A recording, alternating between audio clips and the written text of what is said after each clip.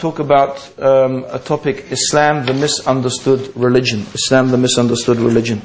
And the first thing I would like to talk about, is Islam itself. What does the word Islam mean? Okay, so the word Islam, you'll often find that people say the word Islam means peace. And it is true in a sense that Islam means peace. In the sense that peace, true peace, which is inner peace. Often we think of peace being as the absence of war. But actually this is a very limited and narrow definition of peace, as just the absence of war. Because in fact, in reality, we may not have war, but we still may not have peace. Okay, many societies may not be at war with other countries, but you'll find that those societies themselves are full of internal conflicts. Peace is a product of Islam, and when we say peace, we mean a deep inner tranquility that is something that for the one who really truly follows Islam, they will experience peace. But actually the word Islam itself means submission. It means submission. Okay, and before the film Fitna, there was another film which was called, I think, by a Danish filmmaker. He called it Submission. And I think it's pretty obvious. The question I'm going to ask you: what do you think of the word submission in the context of your average Norwegian? Yeah, what do you think? That's positive or negative? Submission. Do you think that's a positive word or a negative word for your average Norwegian? Yeah, it's negative, right? If you say Islam means submission, they'll say, yeah, Islam means submission and we have freedom. So I'm not interested in that, thank you very much, right? Because submission, in the context certainly of the Western ideologies, is a very negative concept, okay? But what I really want to talk about, is what does submission mean? What is the reality of submission? And in fact, I would like to point out to you that submission is something that we do all the time in our lives. We are always submitting in our lives throughout our lives. In fact, I would like to lay a challenge down to every freedom-loving person, okay? Because the term freedom really, similarly, if you look at freedom, it doesn't exist. There is no such thing as absolute freedom. No society leaves you absolutely free to do absolutely whatever you like. Is that true or not? It's true. Okay? So, freedom in an absolute sense is something that just does not exist. When a country says we are freedom, we believe in freedom, of course, if you discuss with intelligent people, what they mean is they will say, no, we are more free in this and this and this area than other nations. But that's not how it's sold to you. It's not how it's sold. Because actually you're being sold an idea. And the idea you're being sold is freedom. And everybody likes the idea of being free.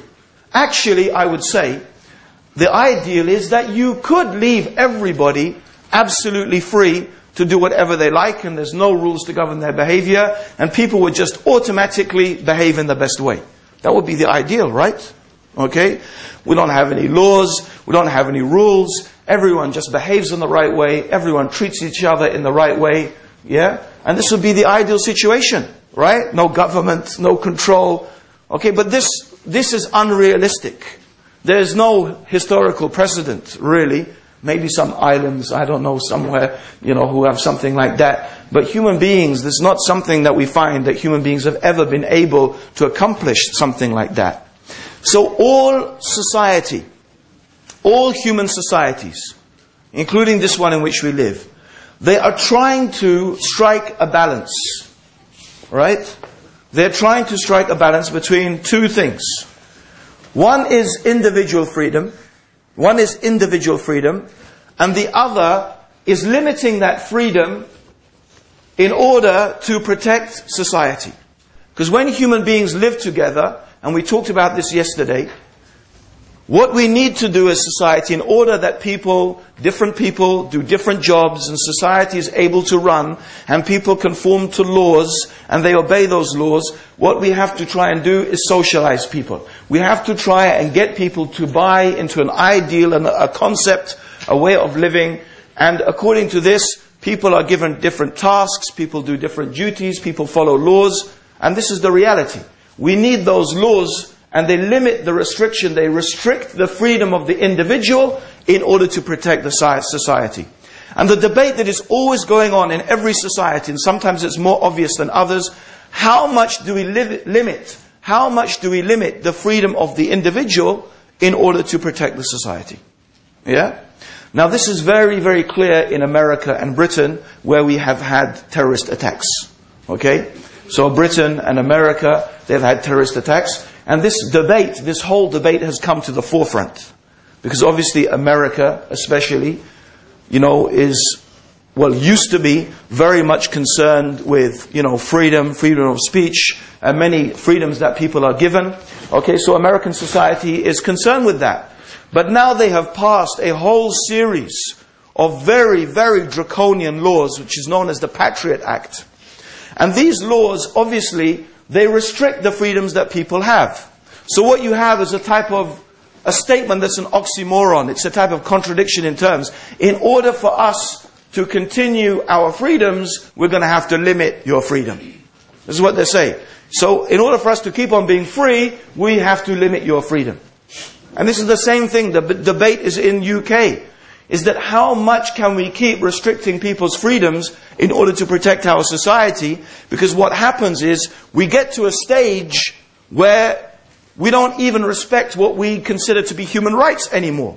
Because in order to protect ourselves from terrorism or whatever it may be, we have restricted the humans so much that we even now begin to trample upon and restrict their human rights. Okay? But actually, this is the debate that all societies are having all the time. But one thing I want us to realize, whether we are Muslim, Christian, Jew, whether we have a secular outlook, there is something that all of us, I think, have in common. Right?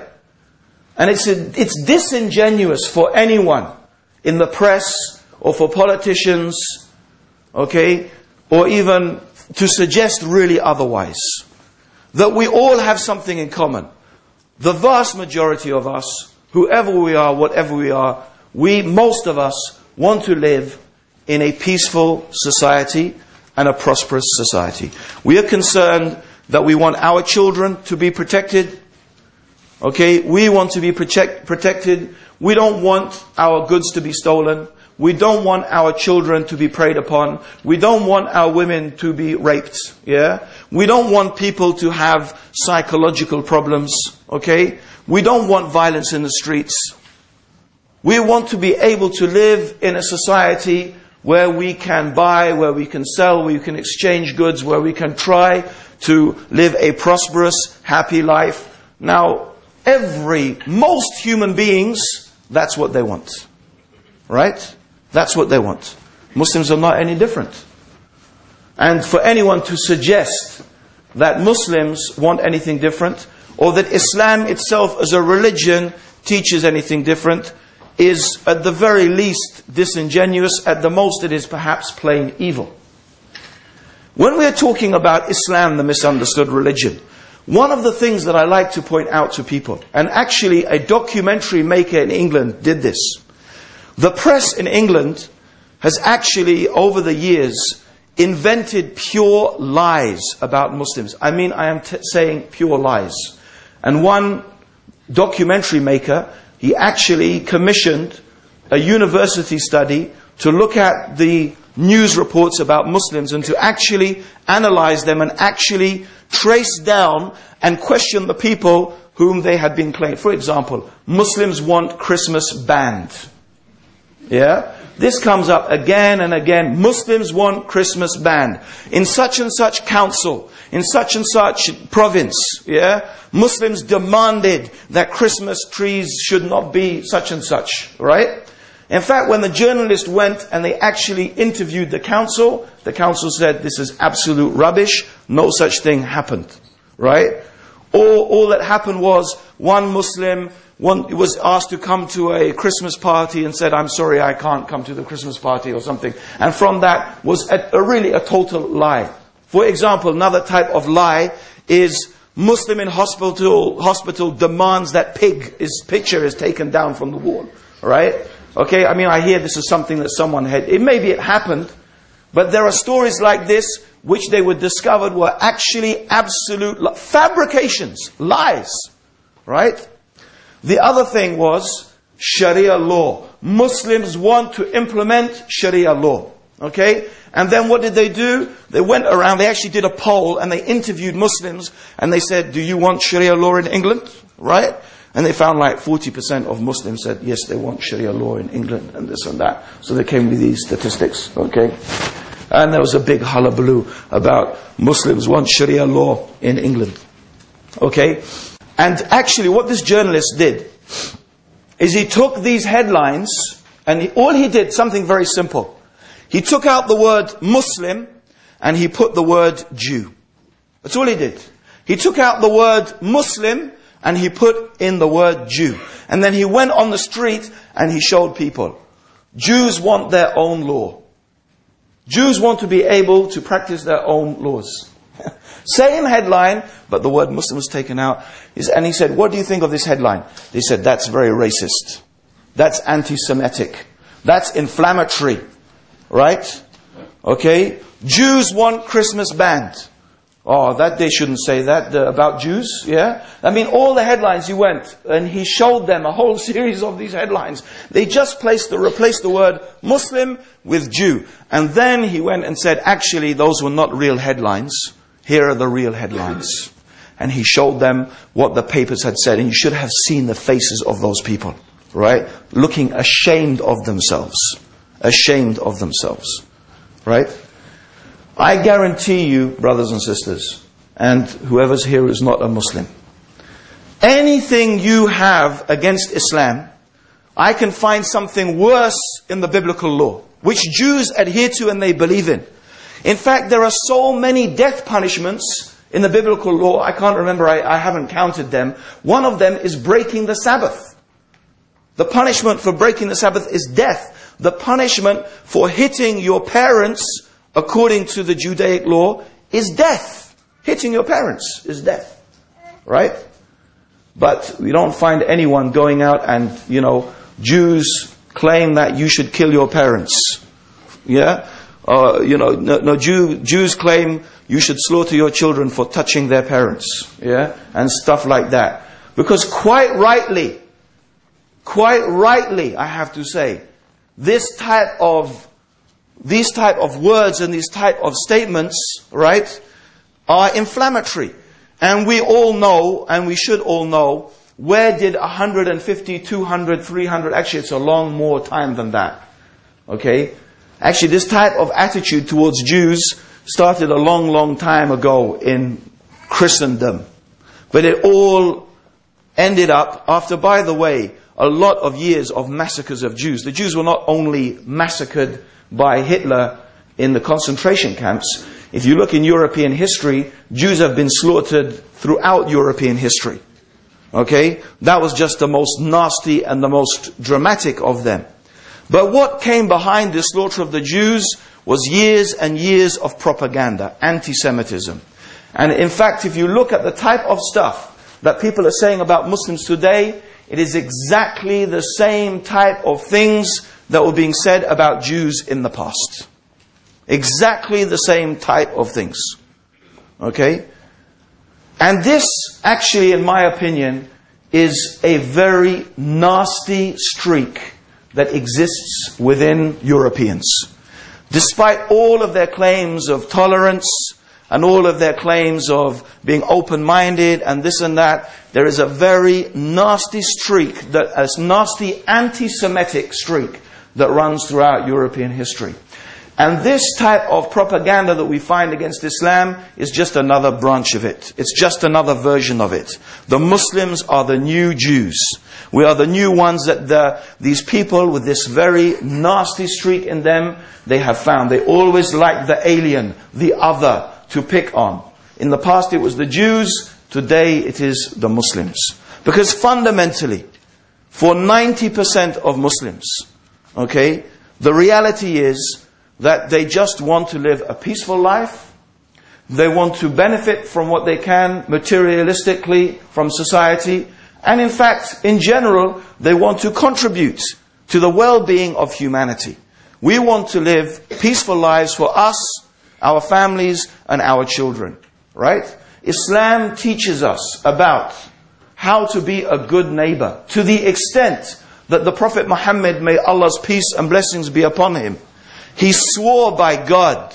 He said, Wallahi, by God, he is not a believer. Wallahi, by God, he is not a believer. By God, he is not a believer. The one whose neighbor is not safe from his mischief. And the Prophet did not say as to whether this neighbor was a Muslim or not. It doesn't matter. If you're Muslim, if your neighbor is Muslim or not Muslim, it doesn't matter. You cannot be mischievous and to annoy your neighbor. In fact, it's impossible that you are a person of faith in God and you could treat your neighbor like that. In fact, indeed, the Prophet ﷺ said, he is not a believer who sleeps with his stomach full or her stomach full while her neighbor is hungry. You can't be believing in God and your stomach is full and your neighbor is hungry. In fact, the Prophet said, when you cook, add some more, make some more stew, make the cooking more so you can share it with your neighbors. This is what it's specific instructions in Islam, even to the extent that you should share your food with your neighbors. The Prophet ﷺ, may God's peace and blessings be upon him, himself, in Mecca, he used to live next to, and this is a very famous story, many Muslims today have heard of this story, of course.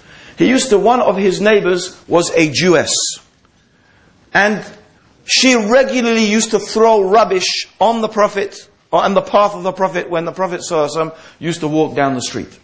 Regularly she used to do this. And one day, the Prophet was walking past the street, and what did he notice? No rubbish that day thrown on him. Right? So what did he do? He went back and he knocked on the door. And the maidservant of the house answered the door. And he started asking, is your mistress okay? Is she well? Is there anything I can do for her? I'm her neighbor. I live just close by. If there's anything I can do to help her, please just let me know. Okay? Something along these lines. Okay? When this woman, she heard about this, she said, Ashhadu an la ilaha illallah wa ashhadu anna Muhammad Rasulullah. I testify there is no God but God, and Muhammad is the messenger of God. Only prophets have character like this.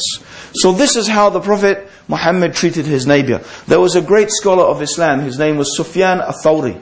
And next to him used to live a Jew. His neighbor was a Jew. So many people used to come and beg this Jew, let me buy your house. They used to offer him huge amounts of money to buy his house. Because they wanted to live as Muslims next to this great scholar. And he kept on refusing. And he said to them, where am I going to be able to find a house and have a neighbor like Sufyan? Where am I going to find a house and I'm going to have a neighbor like Sufyan? This is our religion. Okay? So this is our deen, is that our deen is seeking to create a better society. We all agree, therefore, any sensible person, and the only person I really who think will not agree with this, are the extremists on both ends of the spectrum. Right? They will be the extremists on both ends of the spectrum. The neo-fascists, right? And the Muslim extremists. But in between that are the ordinary people. So in reality, what are we saying? We are saying, look, we agree upon the same things. The only thing we disagree upon is how do we reach that goal. Here's the goal we want to reach. And we all want to reach the same goal. But we are disagreeing really about the means that we reach that goal. Okay? How much freedom should the individual have? And in what way should we punish those people who transgress those limits? Right? But if you look at it, the argumentation about, oh, you punish people like this and you punish people like that, these are in reality the externalities.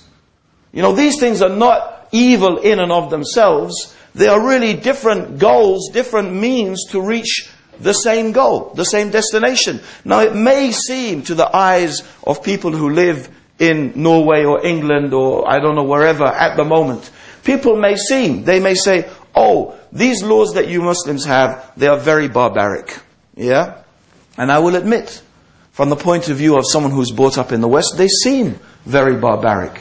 Right? Chopping the hand off the thief, for example. It seems very barbaric. Okay? There's no doubt about that. If you're brought up here, that's how it's going to look. Okay? But what is the objective? The objective is that people will live in a safer society. Similarly, we all agree that stealing is bad, don't we? Right? I don't think anyone's going to disagree that stealing is bad. No one who's had their property stolen and has had things taken from them is going to think that's good. Right? So we're talking about what is the solution to the problem? How do we reach the goal that we want to achieve? We have different opinions about that. Okay? Now you may say the punishment is harsh, but then we can point to examples, historically and even in the world today, where that punishment is implemented. First of all, very few people receive that punishment.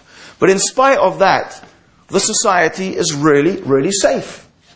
People can leave their goods, people can leave even their gold, their cars, they leave doors open, and people are not harmed. Even in England, in UK, I recently, just the other day, had my bike stolen. Okay, from the back of my garden, right? And my wife was going around, okay, knocking on the doors of neighbors, and so many people said we've had the same problem, right? And my wife, she's actually sometimes a bit more fiery than even me, and I have to say, calm down a bit, you know, and whatever, right? And she was saying to the neighbor, you know, I think we should probably chop their hands off, it's a good thing. The neighbor's going, yes, that's a good idea, right? I think that's it. And you would be surprised how many people, right, would agree with that, right? You see, in Islam, it's not about some mad Muslims as hordes going around, jumping on some person they think is a thief and just slashing their hand off like that. We got him, here's his hand. You know, like in that film, what's that film, that superhero? Forget it, man. Anyway, I just saw like 3 seconds of it, and he sharpens this thing and he chops the hand off this terrorist, you know, and comes with the hand. And what's it called? Anyway, I don't care, but anyway. The point being is that you'd be surprised how many people would say, yeah, you know. Because what? Really, seriously. Okay? In Islam, we're not talking about gratuitously just, you know, amputating people's hands. No, it's not like that. It is a legal process, like any other legal process. No one gets punished or should get punished according to Islamic law until they have gone through the proper legal process, just like any other legal process. They have to go to the court, they have to go to the judge, right? And you see, the baby's agreeing, okay? Yeah, okay. And, you know, and just like any other legal process. And there are conditions. There are conditions. For example, if the person who stole, right, is stealing out of some great need or necessity like hunger, extreme hunger, or, you know, there is some severe family problem and, you know, whatever. I mean, the punishment is for people who are gratuitously stealing. That's just, they just steal because that's what they do, not because they have some need. So there are conditions that have to be laid down, just like every other punishment. But we have to ask, yes, it may seem to us, right, that it is, you know, severe. And so on with many of the Sharia punishments. But in reality, we also have to be honest, and we have to look at society. You know, and I don't know much about Norwegian society, but obviously I live in London. And the part of London where I live, okay, every single week we are hearing about kids who are shooting each other, who are stabbing each other, who are killing each other. We hear about perfectly innocent people being beaten to death by gangs of youth, literally in front of their daughters, in front of their children. Right? It's actually becoming so common that now they don't even half the time bother even mentioning it in the newspapers. Right? I mean, you know, this is the question. You say that these punishments are violent, these punishments are harsh, right? But what is happening to a society? What is happening to our societies? How about those people who are being beaten and stabbed and killed? Right? How about those people who are having don't they have rights? Don't they have the right? Isn't the purpose of law to protect the society? Isn't the purpose? So when you send people to prison, right? Now you may argue, and you see, we all want to achieve the same thing. We all want a peaceful society. But you will say, no, we are humane. Okay? We don't do these barbaric things. Okay? Well, okay, fine. That's, in my opinion, just polemics. Right? But what do? You send people to prison. I don't know about Norway, but let's talk about England, for example, right? If it's the same, you'll know what I'm talking about. What happens in prison? Most of the time. Most of the time when people go to prison, right, they sit down with other thieves, other criminals, and probably they'll sit down with people who committed worse crimes than they even did, right? And what do? They sit there feeling, oh, I'm so bad, I shouldn't have done that, I'm going to be a good boy next time, right? You know what they do? They sit down with the other thieves and criminals, and those other thieves and criminals teach them how to commit crimes, right? If he didn't know how to pick a lock, by the time he's out of prison, he'll know how to pick a lock. If he didn't know how to break out a window, he'll know. Because you know what? He's gone to a university of crime. No, it's serious. He's gone to a university, or she's gone to a university of crime. And so when that person comes out, are they thinking, oh, I'm not going to do this? No, they say, I'll do it better. I'll do it better next time, and I won't get caught because I've learnt some new tricks that I didn't learn before. Now you tell me, does this stop the thief from stealing? No. 80% people reoffend. Does it protect society? It doesn't protect society. In fact, you've just made society worse. Right? So, let's just forget the polemics. Right? Let's forget the polemics. Let's be honest. Right? About what is working as a system. Because the whole point of laws is to protect society and to create a peaceful, prosperous society. You know, everyone, I tell you something. 20 years ago, when I became Muslim, I went down to Speaker's Corner in London. Now you can see some of the videos probably of me standing up there, shouting away, right? And I wasn't shouting because I was angry. I'm shouting because it's the only way you get heard in Speaker's Corner, right? And I'm standing there.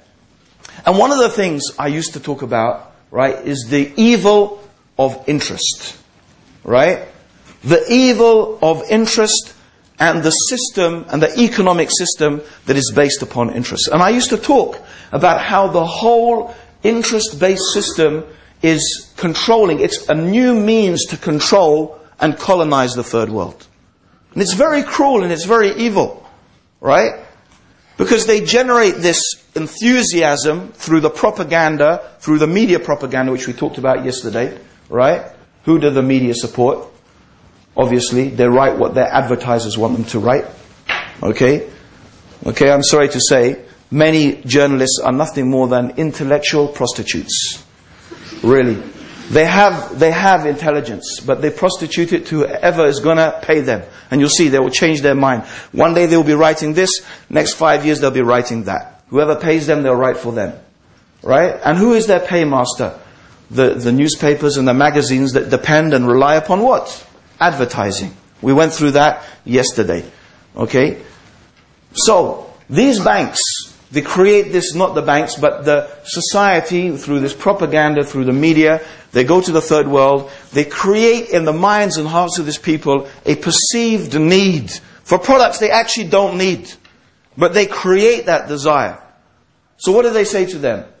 how do you get these products? How do you get them? Well, you know, if you want to buy our goods, yeah, if you want to buy our sophisticated Western goods, of course we're not going to accept, you know, I don't know, whatever the currency is, you know, Kenyan shillings or, you know, shells or I don't know what people. No, we need real money, dollars, pounds, right? But if you want, you know, dollars and pounds, we'll tell you what you need to do. What you need to do is you need to grow cash crops, things like coffee, cocoa, tea, yeah? And what you do is then you sell them to us. Now those things are valuable to us and we'll give you dollars for that, right? So what do people do? Is the land that the people used to use to feed themselves for agriculture, yeah, they then convert to cash crops.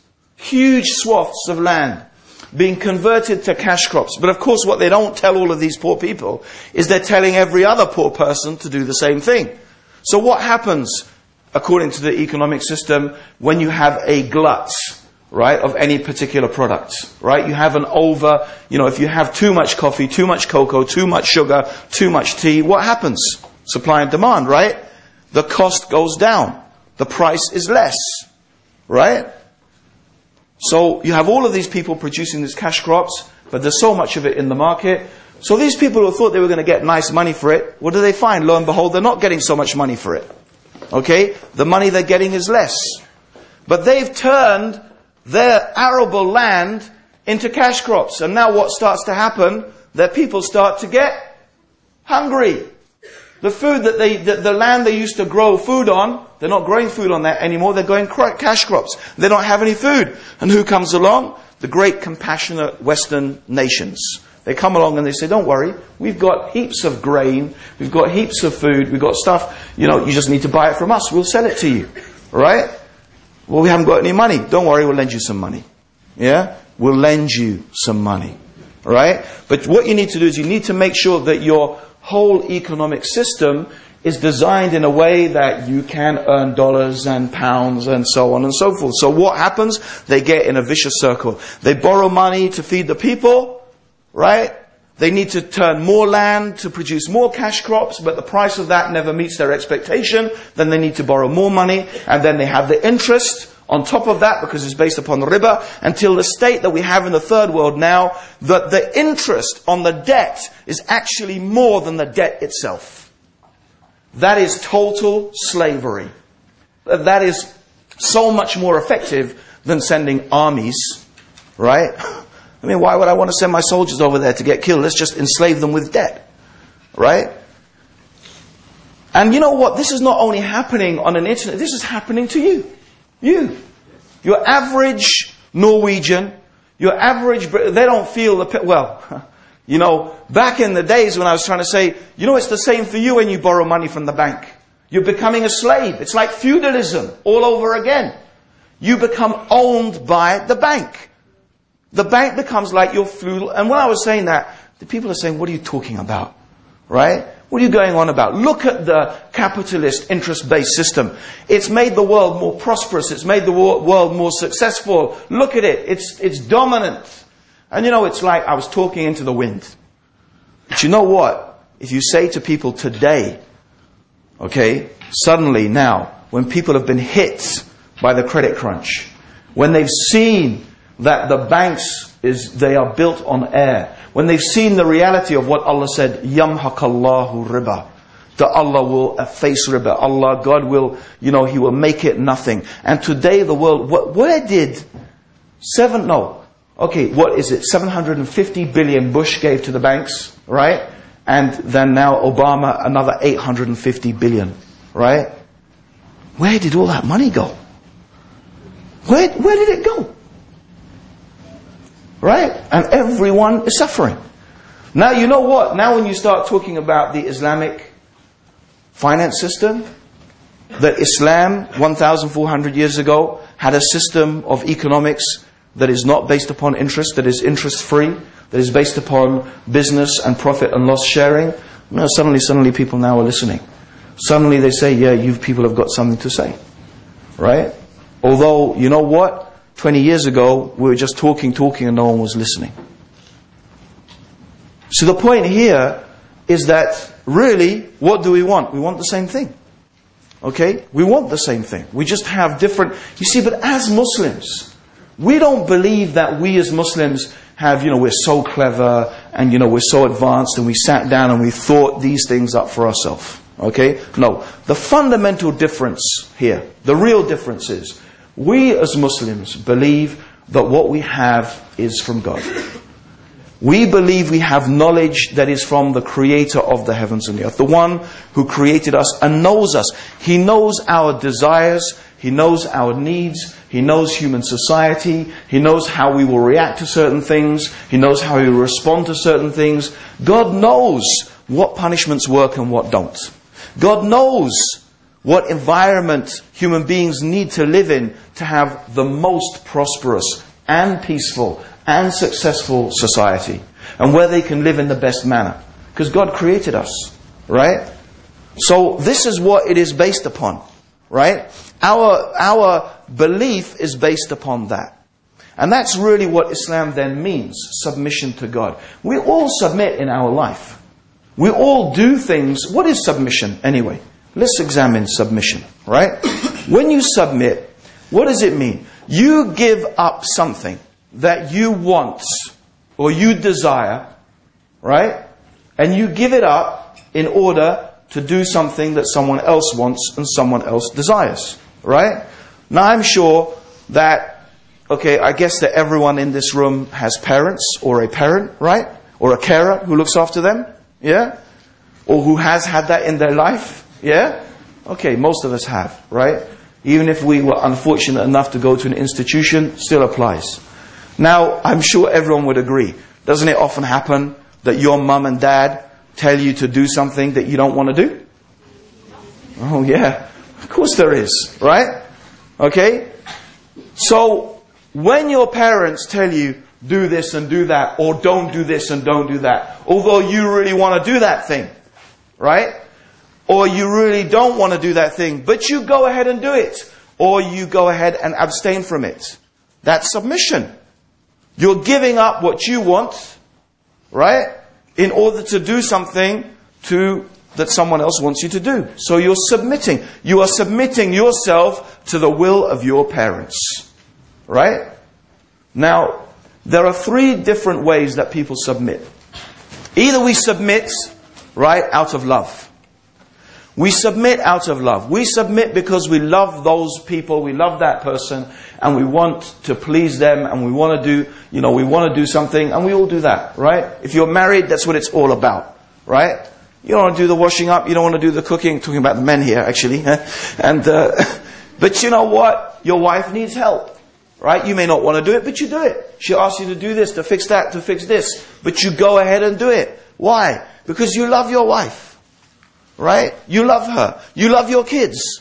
Right? You love your parents. So sometimes you do things out of love. But sometimes you do it out of fear.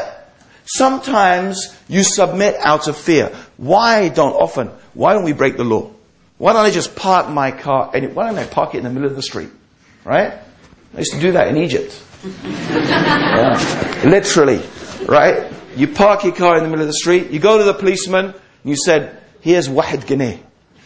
Here's £1. Guard my car. He will stand next to your car for 3 hours, right? And he will guard it personally for £1. And by the way, in those days, £1 was a lot for a policeman, since his monthly wage was like, I don't know, £5, right? For us, nothing, right? So, can you just park your car? Okay, Norway, right? What happens if you park your car in the middle of the street? Huh? I know, I've seen a lot of cars parked weirdly in Norway. But what happens generally? Huh? You get fined. Right? Is that it? They take your car away? Do they have a tow it away and stuff like that?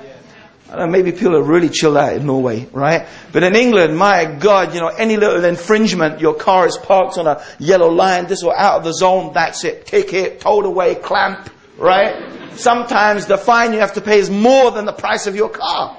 Right? Okay? So what makes you not do that? It's fear. It's fear. You're motivated by fear. I'm afraid of the result. I'm afraid of the punishment. I'm afraid what's going to happen to me if I break this law. So therefore, what do? You submit. You follow the law because you're afraid of what's going to happen to you if you don't. Right? And sometimes you submit out of just knowing that that's the right thing to do. You go to the doctor. The doctor says, listen, I'm sorry, but you got cancer. I have to operate on you. If you don't, you'll die in 2 weeks. Now, who actually wants to be cut open? Right? Does anyone actually want, oh, let me see, what shall I do for fun today? Let me get myself cut open. Right? Okay? Unless you're some gangster who wants some scars to show off, right? Okay? But apart from that, you don't want that, right? But you know what? You know the doctor's saying the right thing. You know this is the right, so you submit because you know that that's the right thing to do. It makes sense. Right? Now, if there's any other reason why people can submit, I don't know. But those are the 3 reasons. So we're all submitting throughout all of our life to someone or something. Right?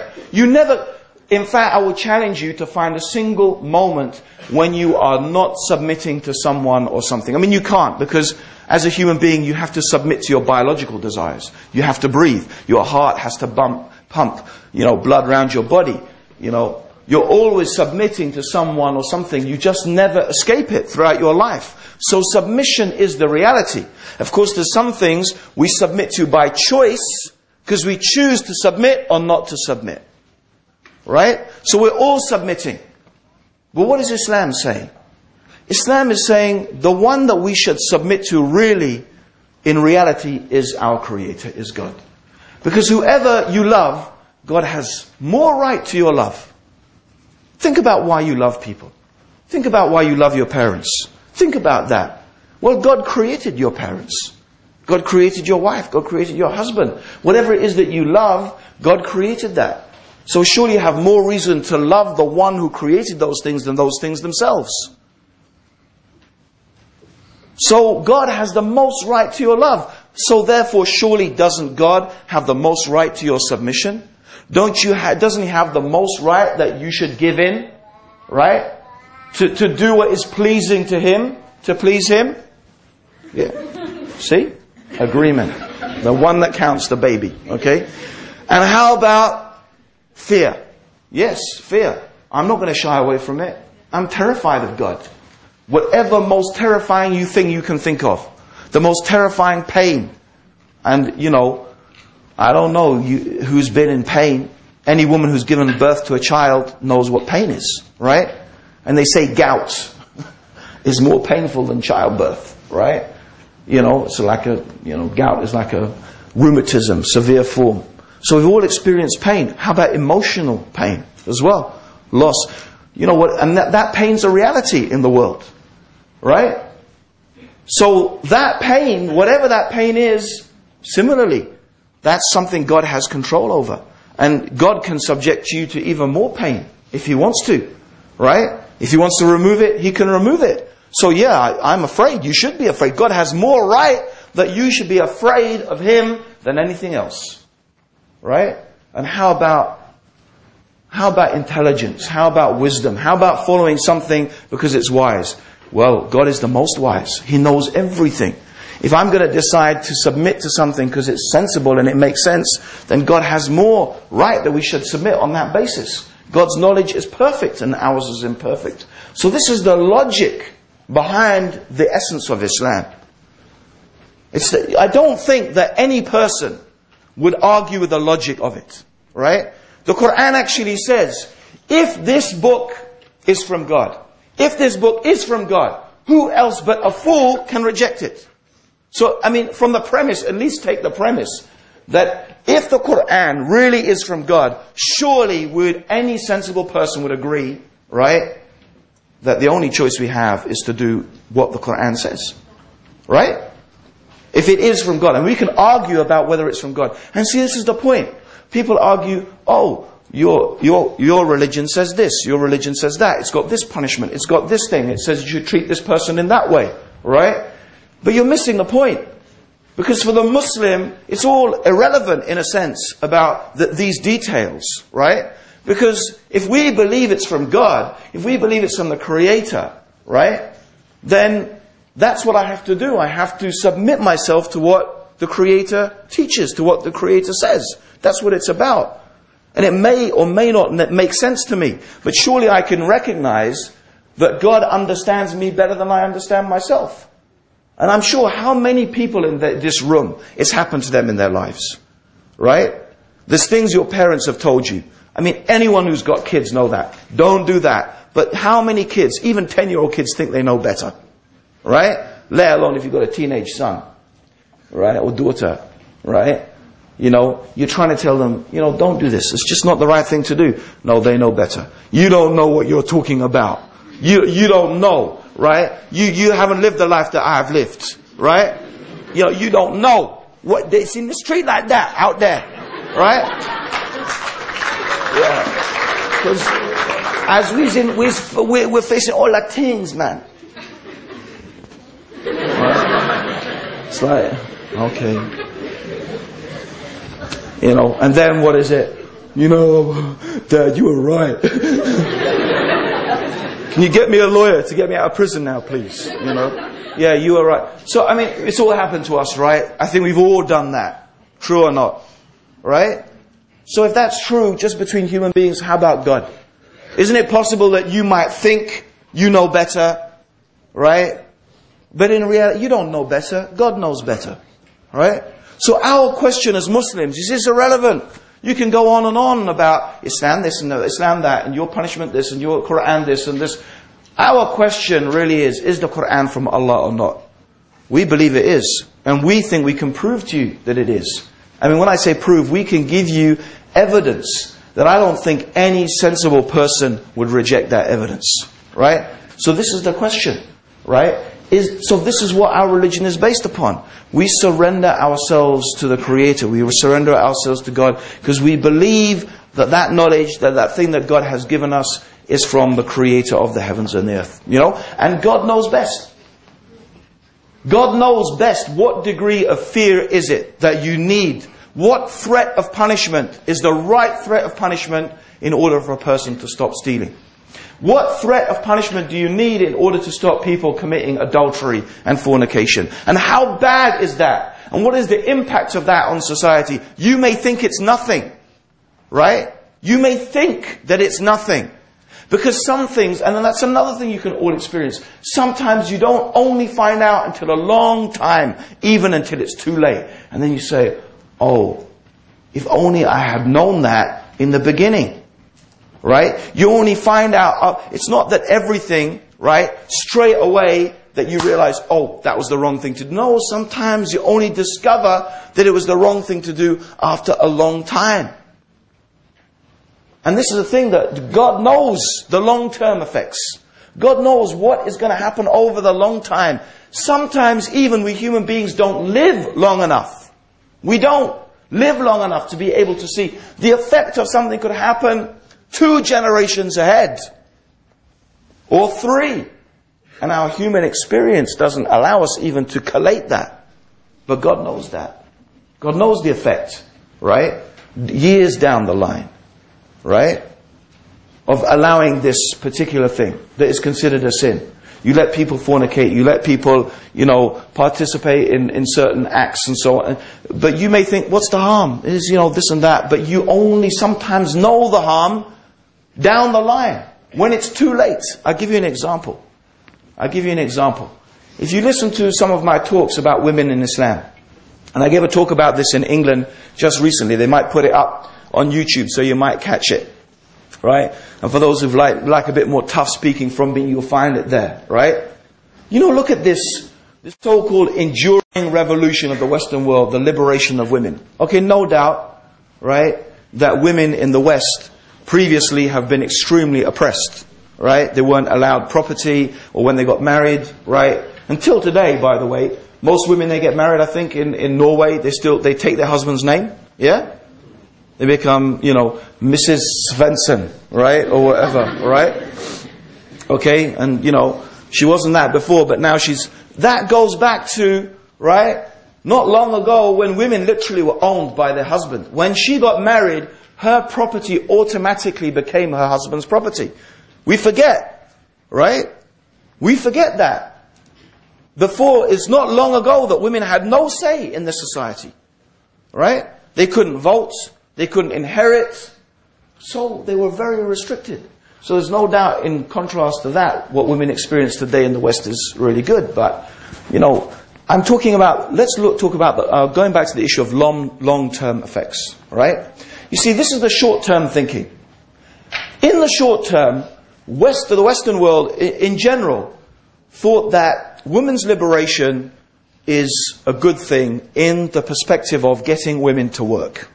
Why? Because according to their philosophy, a rich society is a successful society, because what? Wealth equals happiness. So the more wealth we have, the more successful we are. Now, what's the point in having half the population staying at home when that half the population could be out working and contributing to the economy and making us richer and therefore making us more successful? So there it starts.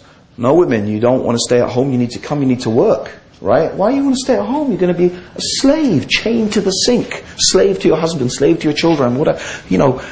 You beneath that, right? You're beneath that. You need to be liberated, yeah? You need to come, you need to work, right? Yeah? Earn your own money. Spend your own money, huh? Sounds nice, right? Okay, and the women saying, oh, that's good, right? So what happens? Women start going out to work. Okay, what do we have, right? 20, 30 years on, right?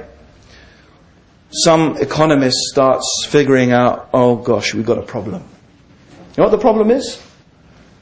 Right? The problem is that since women are all working and they've got now so enthusiastic about being liberated, they're not having babies anymore.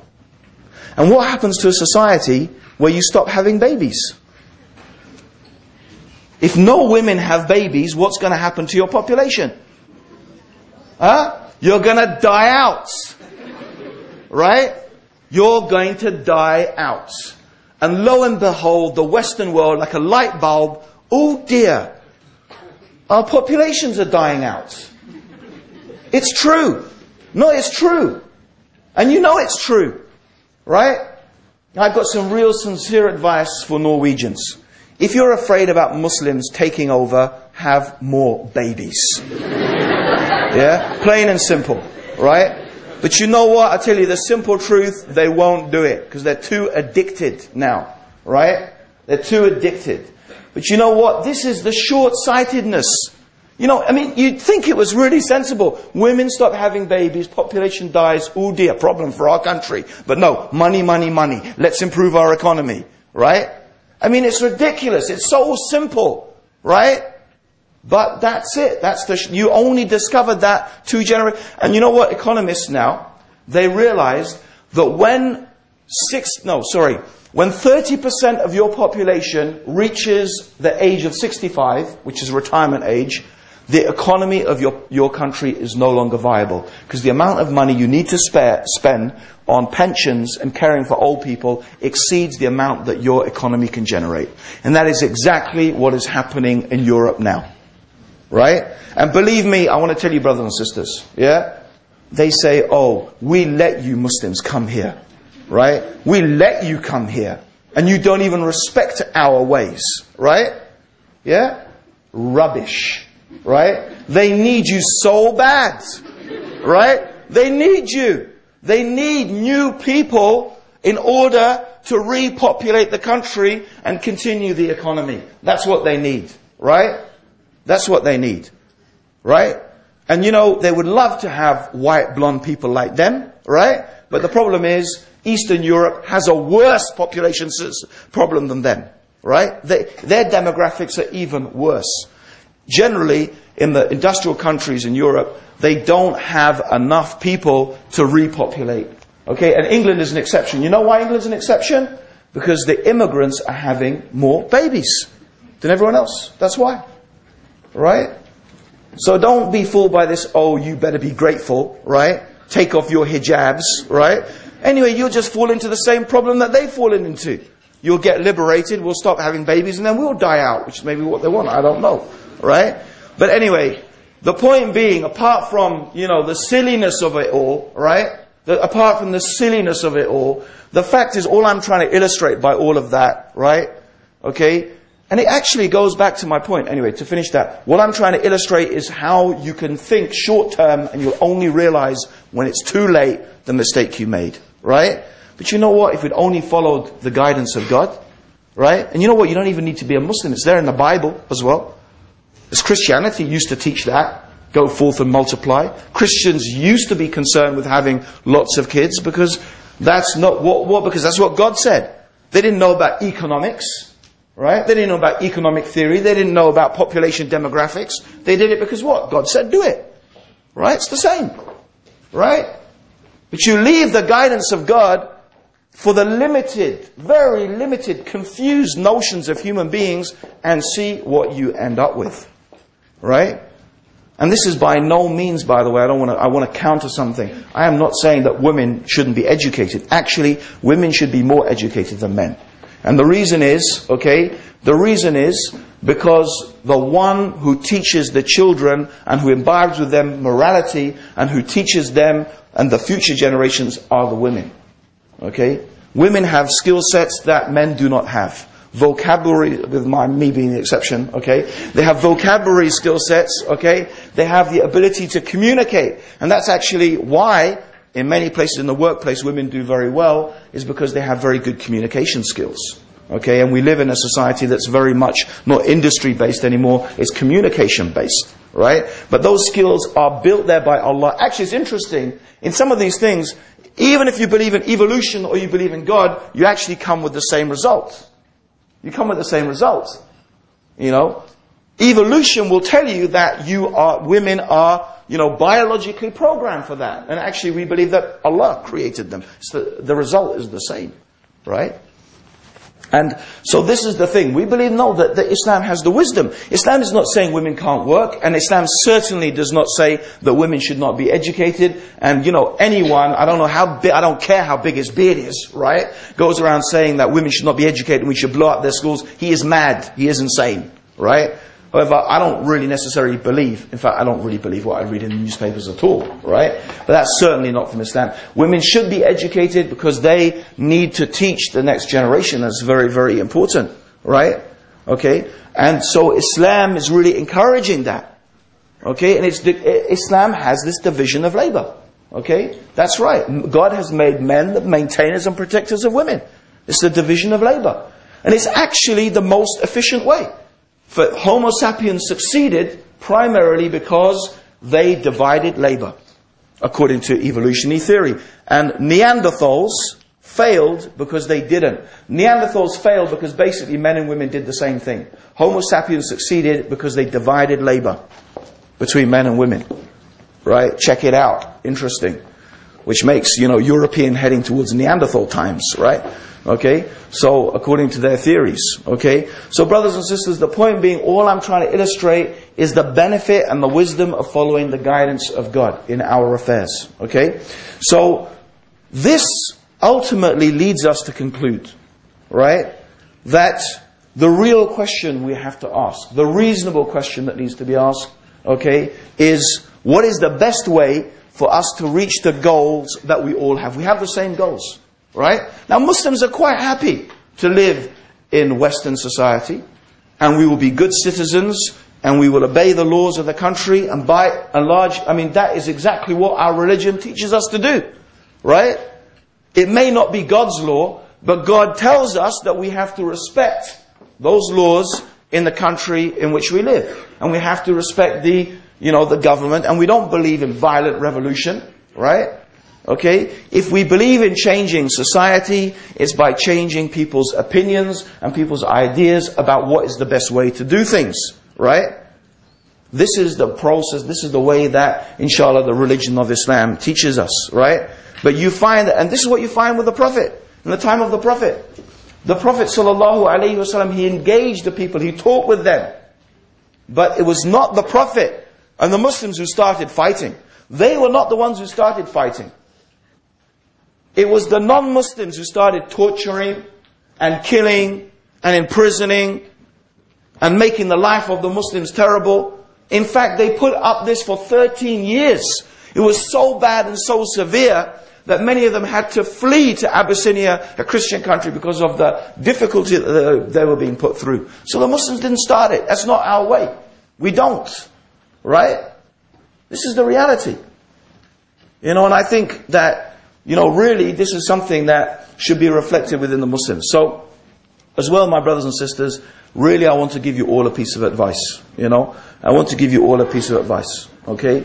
And the piece of advice I want to give you all, right, is I've been asked this again. Oh, we have been attacked by the media here in Norway. We've been facing it 3 weeks of non-stop attack, right? It's been going on and on and on. What's the solution? That's a very big question. What's the solution? Right? But you know what? There's something you can go away with today, right? The real question I would like to ask you, how many of you have got neighbors who are not Muslim? Hands up. Why isn't your neighbor sitting next to you right here today? Right? Why is your neighbor not sitting right next to you today? I'm not asking you to answer that question. You can answer it to yourself, and you can also think about how you're going to answer it to Allah when you meet Allah on the Day of Judgment. Right? Okay? The question is, if you really want to know, you see, how many Muslims are there in Oslo? About? Have you got an idea? 50,000. How many people live in Oslo? 500,000. 500,000. So what percentage is that? Because my maths is really bad. 10%. Right? Okay, 10%. Okay. So think about that. I mean, I'm sort of a bit confused, right? If 10% of Oslo are actually Muslim, and really if every Muslim was treating their neighbor the way Islam tells you to treat your neighbor, I can't see how any party who attacked Muslims would get an 80% increase in their vote. Right? Yeah. True or not? Yeah, okay. So you know what? Don't go crying about the media this, the media that. Right? Okay? The media this, the media that, right? You know what you need to? We need to behave like Muslims, brothers and sisters, right? We need to show that we can contribute to society. We all want to make the world a better place in which to live. We all have that same objective. We may disagree about the means that we use to achieve that end, but our goal is the same, right? We all want ultimately the same things. There's no disagreement amongst us about that, okay? So brothers and sisters, I am really pleading with you that the best thing that you can do is learn to be good Muslims, is behave the way the religion teaches you, with the right morals, the right character, right? The kind treatment. Think how as a Muslim you can contribute to society, make it a better place. And you know what? Actions speak louder than words, right? We can give speeches, we can give talks, but let's actually show through our example and through our behavior, okay, really what our religion is about. This is the best thing that we can do. Brothers and sisters, Jazakallah khair. That's it for this talk.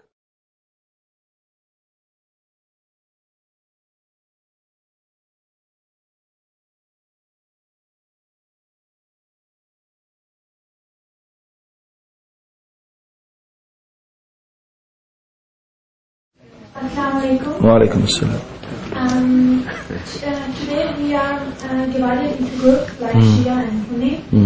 I was wondering what is your personal opinion about that, and what do Islam says about that?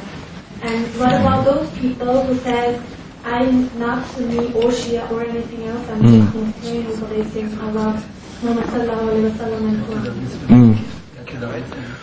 Oh, the question is about different sects in Islam, and the Shia and the Sunni, and what do I think about that, and what do I think about people who say I'm not Shia or Sunni, or I just follow the religion of Islam and so on. I mean, ideally, yes, we would love to be able to say, yeah, I just follow Islam, I follow the Quran, I follow the Prophet. And to tell you the truth, that's what I say to people sometimes. But in reality, it's not always helpful. That's not always helpful. Because when you're talking to some people, right, it is actually useful to be able to identify yourself. Okay? Saying, no, I don't think that this particular idea is right, or I don't think that particular idea is right. And the way we do that instead of explaining it all, is we just, give a title to it, like I'm Sunni, or I'm Shia, or I'm this, or I'm that, or whatever. So it explains yourself something about your outlook, and the way you perceive things. But in reality, brothers and sisters, very shortly and very succinctly, we should follow what the Prophet ﷺ said in this regard, which is authentically narrated from him, and it's also something that reflects the generality of what is in the Quran, that clearly mentions the prohibition of us splitting into sects and into groups. And the prohibitions in the Quran about that are very strong. And the Prophet ﷺ, he said, cling to my sunnah and the sunnah of the Khulafa ar-Rashideen, and bite it with your teeth, and beware of the new things in the religion. So this is what we should do. We should follow the Quran as is explained by the Prophet ﷺ, or else we will give any interpretation we like to the Quran. No, we need to understand the Quran the way the Prophet explained it. And who are the best people who understood the Prophet?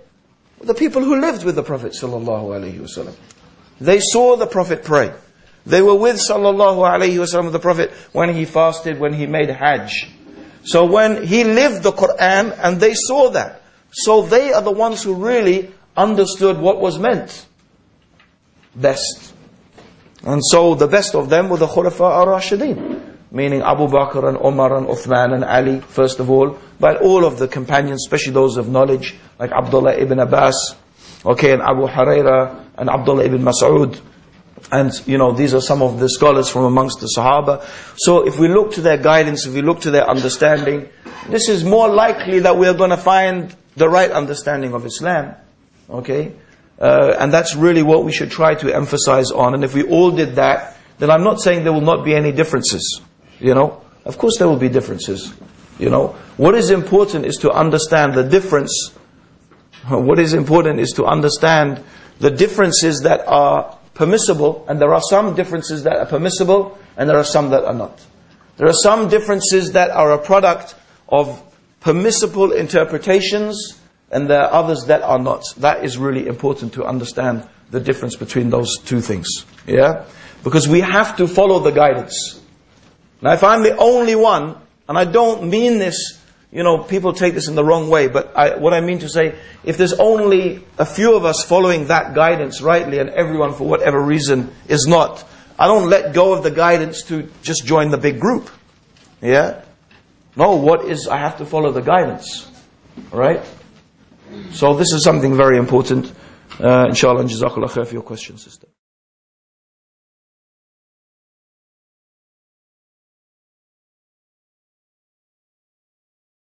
Wa alaikum assalam. My question is a little general. And it goes back to the discussion that you had in the first session about this Buddhism, that Buddha believes that life is equal suffering. Right. I want to know that.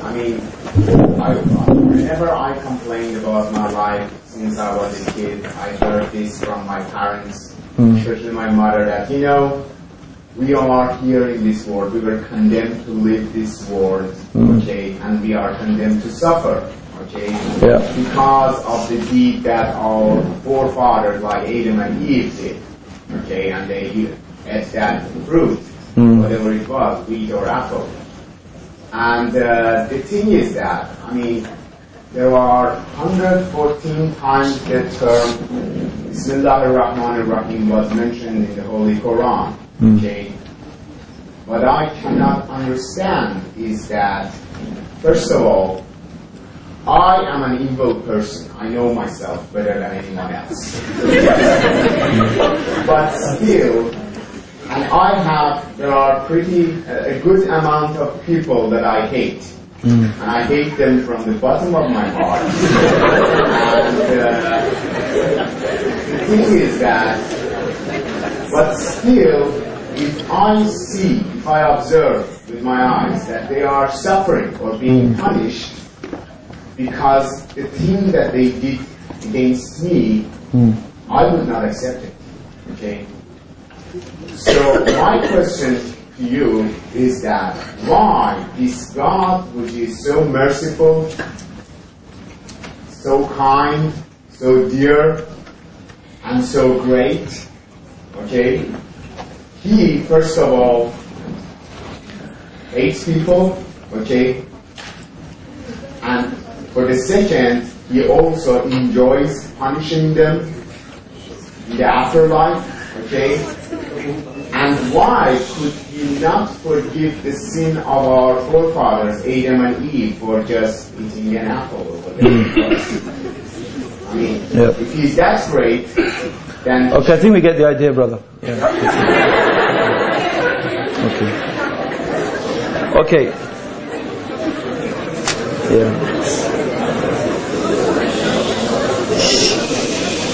I don't know if anyone came to my lecture. Yeah. If anyone came to my lectures yesterday, within that lecture is contained something of an answer to that. Yeah. And something of the answer to that is, first of all, I would have to say that, with all respect to the questioner, it's the most strange thing I ever heard from a human being, that I hate people from the bottom of my heart, but I can't bear those people to be punished. I think if that's really what you mean, I just can't, understand that you really hate them that much. The reaction of most human beings is when you really hate someone, and I think history bears evidence to this, is that they take revenge. In fact, most of the best movies are the revenge movies. Alright? Because you just think, you give it to them. Right? You raped kids, you did this, you did that, take him out. And when you see it, you feel, and that's just a movie. Right? So if that really happens to you in the human condition, right? What you have said, I'm sorry, contradicts what I have observed, what history tells us about human condition.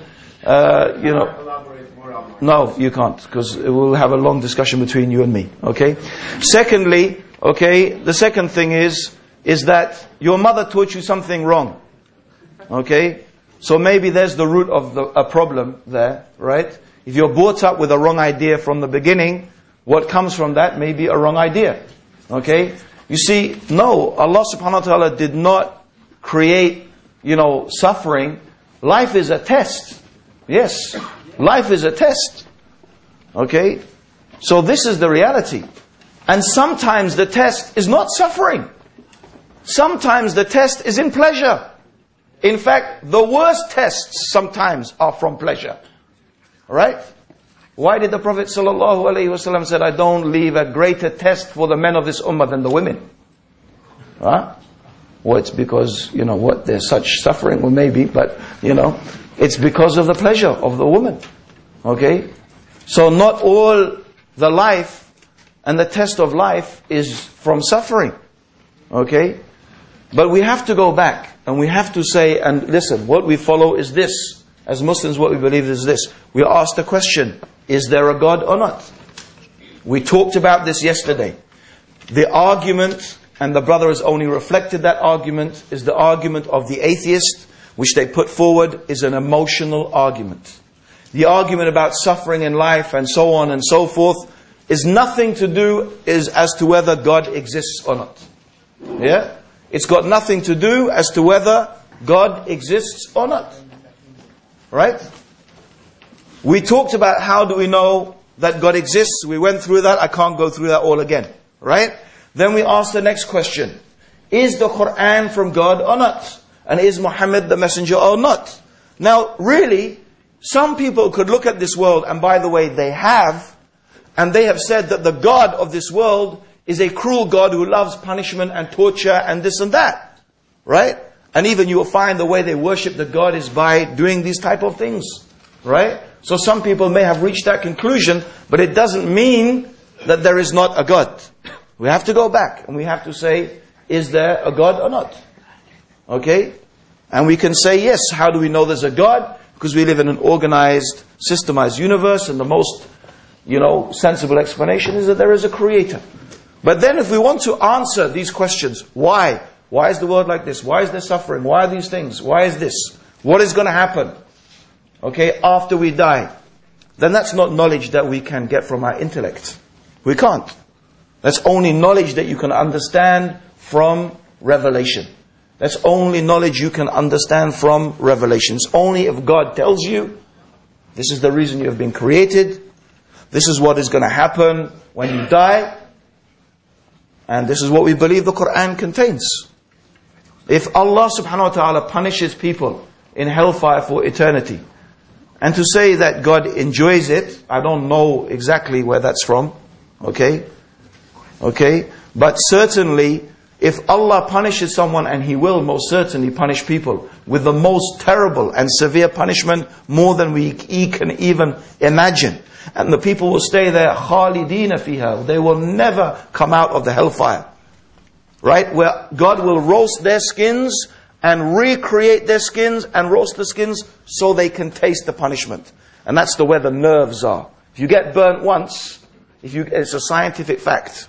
If you get burnt once, you don't feel the pain after that.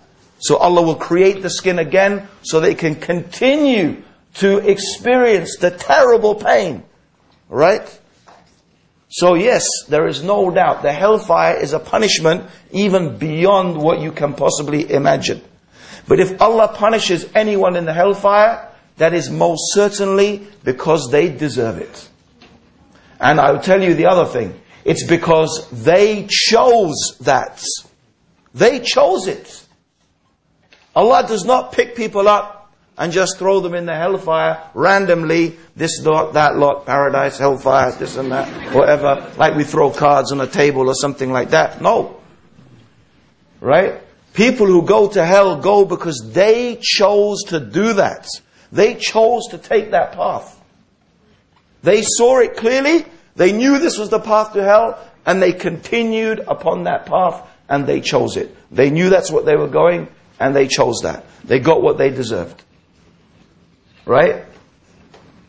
And actually, the injustice of denying, what is, subhanAllah, if you just think what Allah is asking. There is one hadith. For me, really, this sums everything up. A man will stand in front of Allah on the Day of Judgment. And Allah will say to him, "O my servant, if you had the world and everything in it, would you now ransom that to save you from the hellfire?" And he will say, "Yes, my Lord." And Allah will say to him, "I asked for you less than that. I only asked that you should worship me and worship nothing else besides me." That's all Allah asked. It's the only thing Allah asked. That we worship Him and we don't make shirk and we don't worship anything along with Him. That's it. That's what Allah is asking from us. But you couldn't even do that. So what do you deserve? What does that person deserve? So their punishment is just. And Allah subhanahu wa ta'ala punishes them justly. And that is what I believe absolutely. So whatever it is, they get that because that is what they are deserving of. Right? And whoever chooses to obey Allah, then you know what? They don't deserve paradise. Because whatever you do, and however much good you do, you don't deserve. You can never earn paradise by your deeds. In fact, the Prophet MUHAMMED ﷺ said, no one goes to paradise because of their deeds. They said, not even you, Rasulullah. He said, not even me, unless Allah bestows His mercy upon me. Paradise, you cannot earn it. Because the beauty and the blessing of paradise is way beyond whatever amount of deeds you can do. That's the mercy of Allah. That is the mercy of Allah. Right? And how is the mercy of Allah? The mercy of Allah is this. Right? If you do one wrong deed, Allah marks it down as one wrong deed. You do one wrong deed, Allah marks it down as one wrong deed. If you think of doing a wrong deed, but you stop yourself from doing it, Allah marks it down as a good deed. If you intend to do a good deed, and even if you don't do it, Allah marks you down as a good deed. If you do a good deed and you fulfill it, Allah rewards it 10 to 700 times, and then Allah multiplies it on top of that. That is the mercy of Allah. Right?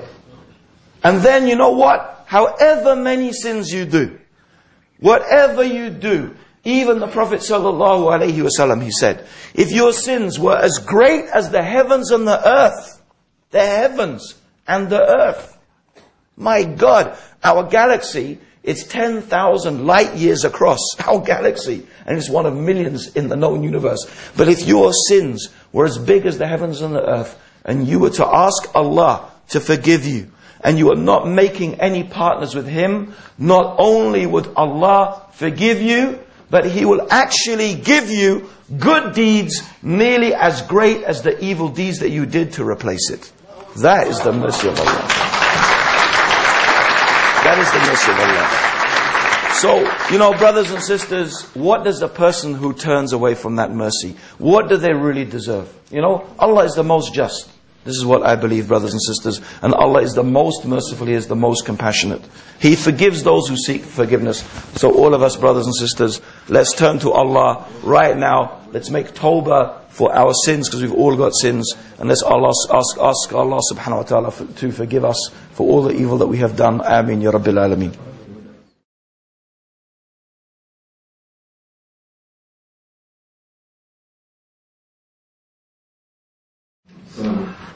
First of all, if you just allow me to ask us a question before the break. Yeah. I'm sorry, my English is not... no problem. My English is not that good either. What have I done? So I deserve to be Muslim. And very simply, I think, because you are not a man of evil. Because Allah, like you know, He doesn't look to our shape or our wallets, our houses, our cars, but straight to our hearts. And that's the house of our intentions. And I think everybody with good intentions, I think it's very easy for you to embrace Islam. Because many celebrities, many politicals for big countries, they are trying to make a picture of themselves that they are good people. But they are exactly the opposite. My question is about the Norwegian society. Because myself, I'm a Norwegian citizen, and since you come from England, and Norway look up to England, why? Everybody knows it. The problem I will speak for these youth people is here, which you make them smile, we thank you very much for that. Yeah. They don't understand why in the government, some people, and especially in the media, they hate Islam so much. They don't understand because these people are born here, and they don't just understand why they hate Islam so much. That's my question. Yeah. See, brother, I think anyone who came to my talks yesterday will probably understand, because I explained that. I talked about how every society is trying to get you to conform to a particular ideal. They call it socialization. So every society has a type of idea that they want everyone to conform to. Yeah? So if you break away from that idea, yeah, you feel threatened. But you know, I think the other point being is that maybe we are, if we say that we are being too kind. Because there are certainly politicians and people who are just happy to rely upon people's ignorance and fear. That's it. And actually, sometimes, very sadly, a society will try to create a state of fear in order to continue to control people. If you want to watch a very, very beneficial program that talks about this, you should watch a program called The Power of Nightmares. The Power of Nightmares. The documentary, I'm sure you can find it on YouTube, yeah, was produced, I think, by Channel 4 or the BBC, and it was exactly about this. How the media and the governments are using Islam in order, fear of Islam, in order to control people, in order to control them. Because one of the ways you control people is through fear. So it's a very, very worthwhile program to watch that. I want to go back to the first thing that you mentioned, brother, right? Again, I'm sure this is what most people understood, but what I really meant, you see, as I said about paradise, is that you can't, whatever you do, you can't deserve paradise. However much good you do, you don't deserve it. Because the good of paradise is way beyond whatever you could earn with your deeds. And that's how I feel about being a Muslim. I feel about Islam, that the peace and the tranquility and the joy and the happiness and the guidance that Allah has given me in my life through being a Muslim is way beyond any good things I could have done in my life to deserve that. You see? So the goodness that Islam has produced, the benefit that Islam has produced in my life for me personally is so much more than whatever good deeds I could have done. But I'm sure the brother is right that, if people inshallah have goodness in their heart, Allah subhanahu wa ta'ala will guide them to Islam. But I have to say, I used to think, when I first started practicing Islam, I actually used to think, maybe Allah is just, making me Muslim, and then I will leave Islam, so He's going to punish me even more because of the bad things that I did. Because when I started thinking about all the things that I had done, right, I just thought, how can I deserve this mercy? How can I deserve the mercy of Allah? And I swear it was only, the brother was mentioning, it was only I used to open up the Quran and I used to read Bismillahir Rahmanir Rahim, in the name of Allah, the most compassionate, the most merciful. It was seeing that again and again, and I just kept on thinking, reminding myself, Allah is the most compassionate and Allah is the most merciful. So again, alhamdulillah that Allah guided us to Islam, brothers and sisters. And there's another thing I wanted to mention. And I didn't get to mention this because it was Salah time. But it is something I really think is so important. Brothers and sisters, I don't think that most of you can ever appreciate the reality of how lucky you are to be Muslim. Right? And I will tell you why. I'll tell you the difference between me and you. Those of you who are born into Islam, it may be that you will do haram things. It may be that you will fornicate and by the way, please don't let shaitan make an excuse in your head and say, oh, Abdurrahim, he smoked marijuana. Oh, Abdurrahim, he had girlfriends and he was okay in the end, right? You don't know you're going to die, and you don't know that you may go further from Islam, right? So don't let shaitan do that to you. But back to my point. Even if you do all of those things and you do worse, every one of you knows where to go back to. Don't you? Okay, I do this, I do that, but I know that I can go back to Islam. You know that there's a place to go back to. There's the Quran, there's the guidance of Allah. How about the person, think about this. How about a person who doesn't even know whether there is guidance or not? He's so confused or she's so confused. They don't even know. You can't possibly really imagine how deep is that darkness. Imagine this whole school, this whole university is in pitch black, and you find yourself in here. And you're wandering around, and you don't even know if there's a door that leads out. You don't even know that.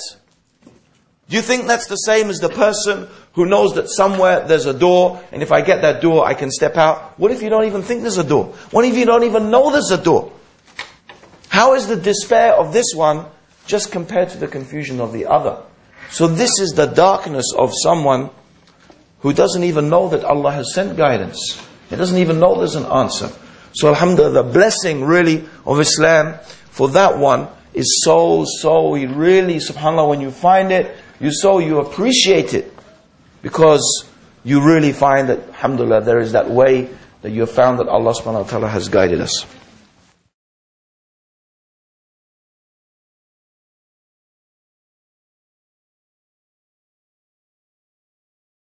I heard something really nice about Norway, about Norwegian culture, that I really liked it.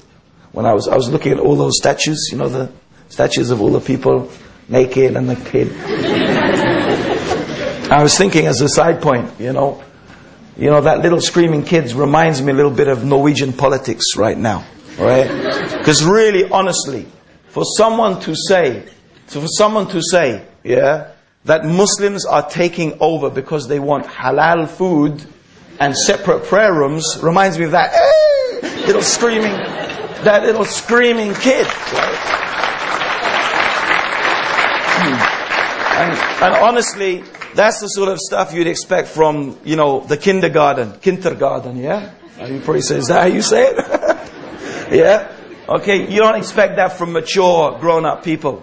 Oh, and I wanted to mention the really nice thing that I heard about Norwegian culture. Yeah, I remember now, you see. And a really beautiful thing. I don't remember what it's called because one of those words is a bit tricky, but you'll remind me. We were going around those statues and we were talking about, actually I was saying, apart from of course statues not being something allowed in Islam, and nudity like that's not something we really approve of. But I said, actually, it's something that was really nice. Because it was talking about, all of it seemed to me, Allahu Alam, to be about family. About people and about family. It was a lot to do with kids, family, men, women, fighting, loving, thinking, this and that. But it was all, and throughout history, statues have been about what? The prince, the king, the general, the this and that. But these were the statues about people. Right? And their lives and I thought it was just something quite touching. And then the brothers were telling me, something about Norwegian culture is that it is considered really bad to show off. Yeah? And so he said, even for example, if you're a businessman and you go to a business meeting in a really smart designer's shoe and your watch and you're like trying to show off and this and that, I'm the slickest, I'm the smartest. He said you can even lose the business deal because of that. Right? Actually they are very, Norwegian culture, you're supposed to be very modest and not to show off. I said that is a really beautiful thing. MashaAllah. That's a really nice cultural habit to have. I like that. Also means I don't have to walk around in a suit if I was in Norway. Alhamdulillah, which is a nice thing, So I was just pointing out that's a really nice characteristic.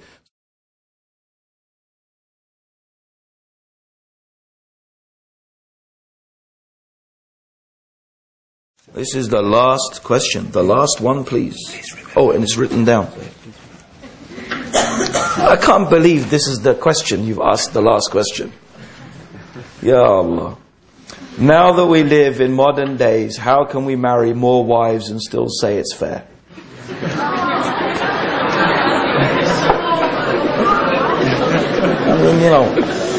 And he was saying the one about, sex in Islam is not relevant. Okay, brothers and sisters. Okay. I will give you my perspective. On this. Brothers and sisters, I will tell you absolutely. I think polygamy is, mashallah, one of the beautiful things that Allah subhanahu wa ta'ala has given to this religion. It is a truly beautiful and amazing thing, and it's a gift Allah has given in Islam. That's what I believe. And I believe that if people practiced polygamy properly, it would be a blessing for the woman, first of all, and for the man, actually secondly. Right? I believe also that polygamy is actually really prescribed for the benefit of the woman more than it is prescribed for the needs of the man. Right? And I'm talking about women in general. Okay? And the reasons for that are because it allows those sisters who are divorced or who are widowed or not or whatever, okay, to find an opportunity of companionship with a man that, and I'm talking from real experience, this is true, not just in the past but today as well, that they will not be able to find in a halal way otherwise. Okay? So there are many, these are just some of the benefits of polygamy. There are other benefits that we could list if it was practiced properly. Okay? Is that the sisters, and that's how it should be, the sisters in Islam could help each other to educate children, to care for the families. Okay? To mix together, to live together, to support one another. The benefits educationally, emotionally, economically, socially, if it was practiced properly, are absolutely tremendous. So I reiterate that polygamy is one of the great blessings that Allah subhanahu wa ta'ala has given this religion. Obviously, from the man's point of view, it permits the man to, satisfy certain desires that he might have that would not be able to be satisfied only by one woman. Okay? So these are some aspects of the man, but of course with it comes responsibility. However, brother, it's the last question. There's no point putting your hand up. No. Okay? So on the other hand, brothers and sisters, I have this to say. Okay? I have this to say. The reality for us living here in the West is, first of all, that polygamy is something that, although we know that many men have wives and girlfriends and mistresses and visit prostitutes at the same time in the West, we know that, including the presidents of America, right? Including the prime minister, presidents of France, right? I think even, I don't know if Denmark or this, quite a few, they come out of the closet and we find that when they die, they have wives, they have mistresses who have kids, a whole separate family. So we see this going on and it's perfectly acceptable to them, right? But for some mysterious reason, for a man to do this legally and openly, right, is something they don't accept. But that's a fact. Polygamy is not something that we have been ordered to do in Islam. It's something that is an option that is there if it is needed. But my general opinion about the reality of polygamy, okay, is that it is something that for all practical purposes is very, very difficult to practice and to do it fairly in the West. And that the reason for that is because, number one, financially, the burden is huge. Just in order to support one family, the burden is huge in order to do that. So there's the financial responsibility. Secondly, there is the question of time. The way life is in the West is that we are so busy being minced by the mincing machine, right? So busy working, so busy spending so much time working. And if we add to that, brothers and sisters, the efforts that we should be putting into giving dawah, right? And the efforts that we should be putting into improving the community and the society in which we live, we should take up a lot of our spare time. Okay? You will in fact in reality find that you will not have time to do that. So, my position concerning myself personally, for example, is I don't see how I could be fair or just to my wife and my children if I was to get, if I was to get married again. Because as it is, I don't spend enough time with my wife and my children as it is. I don't give them as it is the full rights that I should give them. And that's part of the nature of the society in which we live. And that is something that you have to take into account when you think of these things, because you have a responsibility. Your wife is not only your wife, right? She is your sister in Islam as well. You have duties and responsibility, okay, to your wife and to your kids. And it's very, very important that you do not oppress your family, okay? So these are things that should really, really be considered. Now, I'm not giving a fatwa here that this is haram or this or that or whatever, okay? But the reality is that I generally believe that, if brothers come to me and say, oh brother, I really want to get married again. I say, no, I know brother, you really want to get married again. Believe me, I really want to get married again. But don't do it. Just don't do it. Okay, no brother, this and that. I said, no brother, don't do it. You want my advice? Don't. Be patient. Right? Find what you need from your wife, because it will destroy you. It will break you. It will break your family, one or the other. It will break this wife or that wife. So if you really don't want to see your kids very often and you want it to end in disaster, I'm not saying it will. It may, and sometimes, alhamdulillah, You know, people do manage, and brothers and sisters do manage, you know, to do this thing properly and to benefit from it. All of them. And it happens, alhamdulillah, there are good examples. But unfortunately those good examples are not many. Partly because the men do not know how to treat women properly, and the women do not know how to treat the men properly. And the truth is, we don't fear Allah subhanahu wa ta'ala enough. That's the reality. We don't fear Allah enough. Right? So that's my advice. You know, yani you can take it or leave it. If you ask me, in this society, I think by and large, to get another wife, generally it ends up being not fair, basically because I think the wife and the kids suffer in a way that in other times and other situations they wouldn't. It's just my opinion, it's not a fatwa. Allah subhanahu wa ta'ala knows best, you can take it or leave it. So brothers and sisters, Assalamu